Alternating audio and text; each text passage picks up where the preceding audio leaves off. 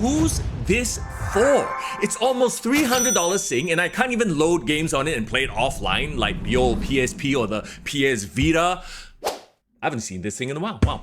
Okay, that's not what the PlayStation Portal is though. As much as I love the PSP and the PSV, those weren't console experiences. This is the PS5 console experience, but in your hands, on the go. It's a remote player, basically streaming your PS5 to your hands on this 8-inch LCD, 60 FPS, 1080p screen. And oddly enough, I've been playing my PS5 more because of this thing. I'll tell you why in a bit, but first,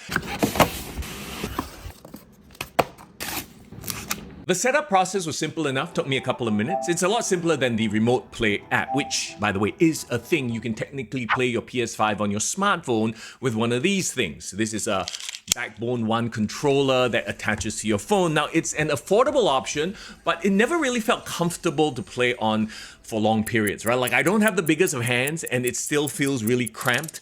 Also, I'm using a 6.7-inch phone screen, and it looks kind of small.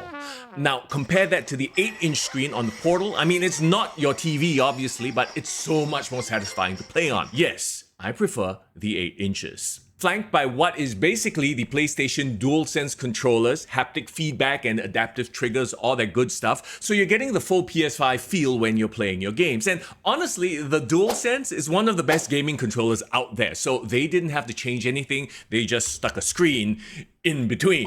And for such a big device, it actually feels really light. And because it's based on the ergonomics of the DualSense, it just feels comfortable to game on, even on long gaming sessions. So, what about things like lag? Well, it depends on your connections, of course.